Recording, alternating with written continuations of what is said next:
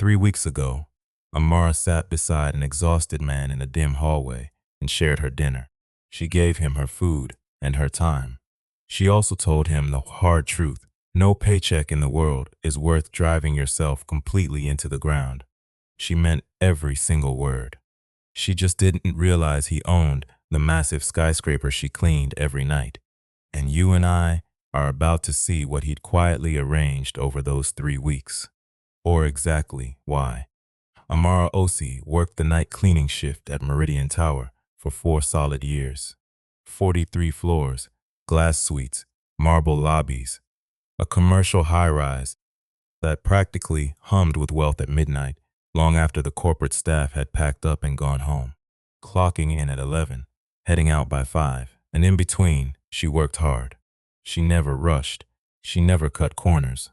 Amara followed her system, finding quiet pride in the fact that when she walked out each morning, every single surface was exactly as it should be.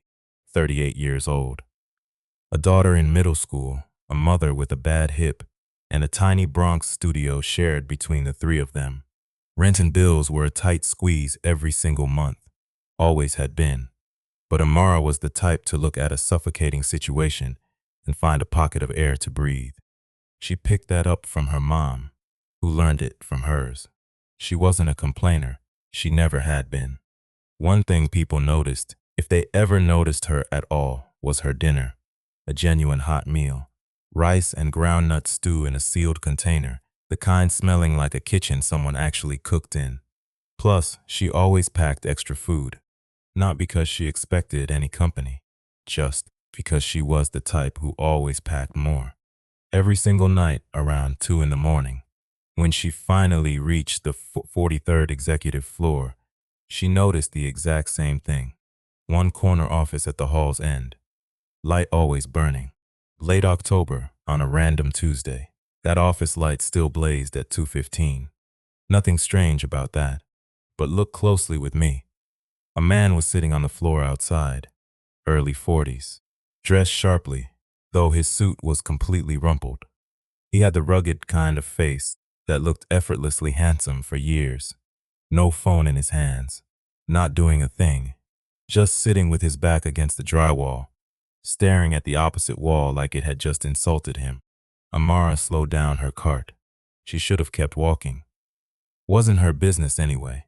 But he looked, and this is the only word for it, completely exhausted. Not just tired, not just stressed out, exhausted in that heavy way that sinks deep into your bones. She stopped walking. "You doing okay?" He glanced up, clearly shocked she was talking to him. Yeah, I'm fine." "You don't look fine." He managed a half smile. "Long day." "It's 2 in the morning. Long couple of months," he muttered. Amara studied him for a second. Then she reached right into her bag. "Got some extra," she said. "Rice and groundnut stew, my mom's recipe." He stared at the container like it was a literal miracle. "I can't take your dinner." "You aren't taking it. I'm offering." She dropped it beside him. Then she sat down a foot away and cracked open her own. "You work in the building." "I clean here." "Working here long?" 4 years. She gave him a sideways glance. "You?" "Something like that," he replied. She didn't push it, just ate. After a bit, he muttered, "Good stew." "I know." He let out a real low, surprised laugh. Amara set her container down. "You and I know this feeling." She looked directly at him and said what she'd been thinking since spotting him. "You know you're going to break yourself if you don't change something, right?" The man went perfectly still. "I'm not trying to be rude," she said. "I scrubbed this floor for 4 years. Watched a lot of people work themselves half to death in these corporate offices, and 0 of them ever looked back and said it was worth it. Not one." He stayed quiet for a long second. Then, "What happens when you just can't stop?" "You stop anyway," she told him. "You just do it." Amara thought about the exhausted guy on the floor for maybe 2 days. Then life kept moving. Her daughter's school project was due. Her mom's hip acted up again. The second-floor bathroom needed extra scrubbing. You just didn't have time to dwell on random strangers. when your chore list was always longer than the night. She almost skipped her break that night. She was dead, on her feet, with 3 floors left. But something made her sit in that hallway instead of grabbing her cleaning cart. Stick with me here. What she didn't realize was that she just made the one choice that would change absolutely everything. The first weird thing happened on a Thursday. Her supply cart was fully restocked. Not by her and not the normal way. The stuff that always ran out mid-shift was suddenly topped off. Her heavy-duty cleaner, the one she had to beg for twice a month, 3 brand new bottles, fresh squeegee heads. Someone even swapped the cartwheels. The old ones had been squeaking since spring, despite her maintenance request. Amara just stood there in the supply closet, staring at the fresh gear. She really didn't know what to make of it. She asked the day boss. He just shrugged. Work order went through. From who? Facilities team. No clue, just says approved. She brushed it off. Still had floors to mop. The second weird thing hit on a Monday, 2 weeks after the hallway. Eating her lunch down in the basement break room, she overheard 2 women from the daytime janitorial crew gossiping about the CEO. Did you see that email? One asked.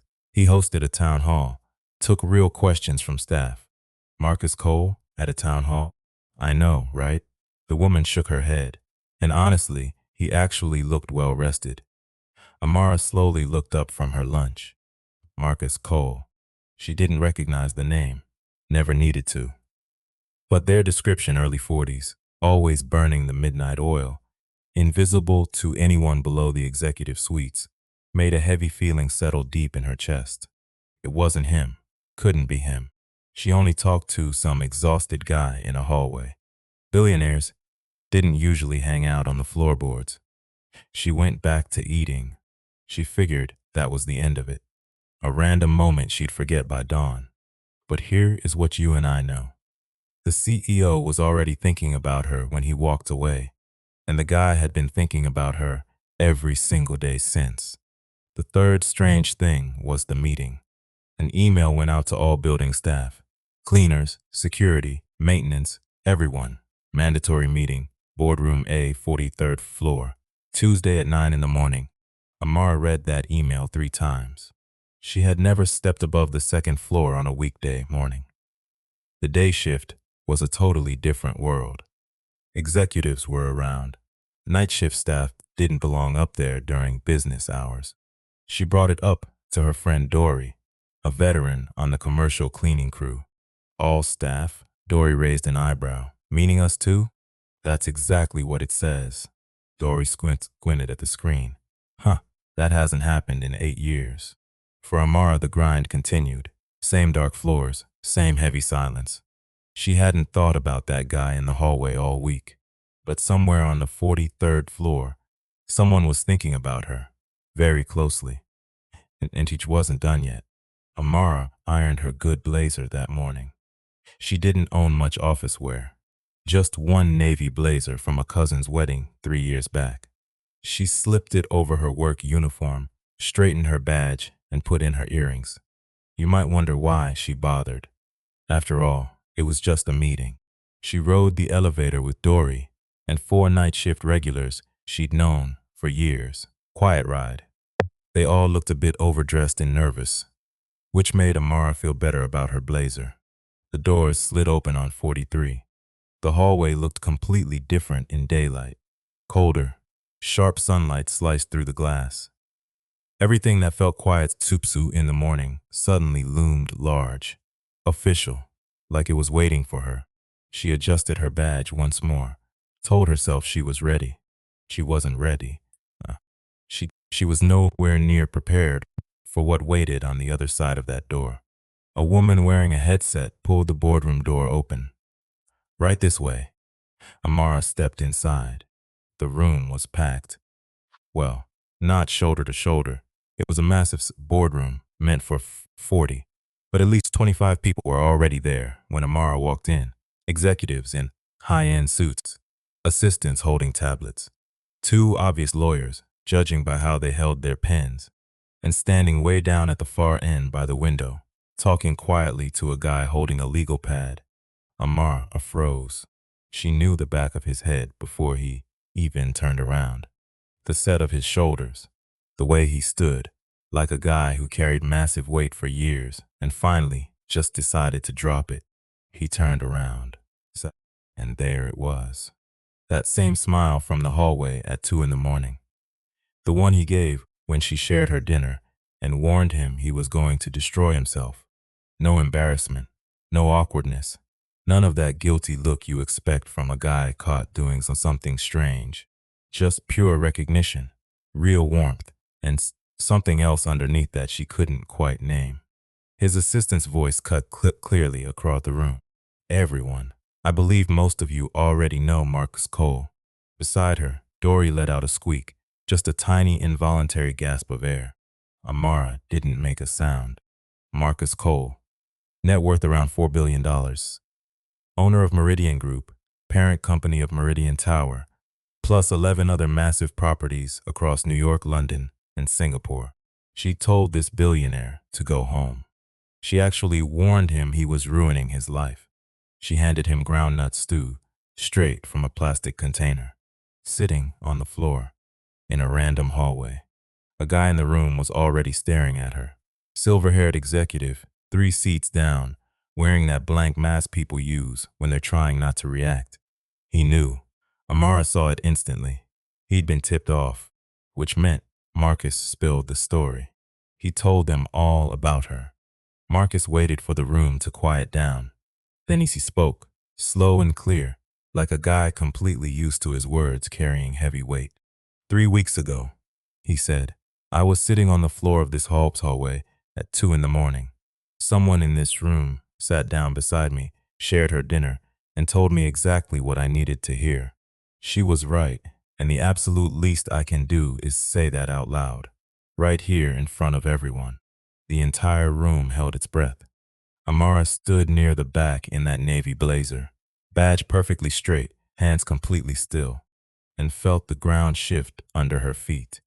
The whole room waited. Let's see how this plays out. Marcus held her gaze. No pointing, no calling her out. Just waiting, giving her the room to decide what to do with his words. He just told 25 executives that a cleaning lady's words mattered. Right there in the boardroom, completely on the record. Amara considered walking right out the door, considered just staying silent. She cycled through every panicked thought that hits when the floor drops out from under you. Then her mother's advice echoed in her head. The only response to someone who truly sees you is letting yourself be seen right back. You and I both know exactly what Marcus Cole was doing. Every executive, every assistant, everyone who had worked beside him for years. Everyone except Amara. Because his next words were either the most generous thing anyone had ever offered her, or the absolute most dangerous. Marcus broke the silence. I want to change how we support this building's night shift, he said, starting with changes already in motion. He nodded at his assistant. Walk us through the facility's proposal. The assistant laid it out calmly. Expanded break rooms, upgraded gear, a formal skills program, plus a paid training pipeline, open to any night shift worker who wanted in. Amara stood frozen. She was what he had been building. No empty gestures, no charity. A real system. He built it quietly over 3 weeks, all because one woman scrubbing a hallway floor reminded him that people work here after dark. When the pitch finished, Marcus locked eyes with her again. Miss Amara, his voice dropped, steady and careful. You told me the truth when you had zero reason to. That shouldn't go unacknowledged. The room just waited. Amara let a long moment pass, then she gave one single slight nod. She was the most dignified person in that entire space. Amara took a completely different route, walking home that morning. Not because the streets had changed. Same old bodegas rolling up their security gates. Same heavy smell of coffee, diesel exhaust, and fresh bread baking near the corner. But her pace slowed down. She actually looked around. She played Marcus's boardroom speech over in her head. She marveled that he built an actual program. Real budget, real timeline, just from one passing hallway chat. He launched the corporate initiative entirely because one woman treated him like a normal human being who desperately needed to hear the truth. She never expected a single thing in return. She spoke up simply because it was right. And maybe you and I need to sit with that same truth. Doing the right thing doesn't always go ignored. Sometimes, a person with actual power is listening. They can turn your words into something real. When that rare moment strikes, you just have to decide if you'll accept it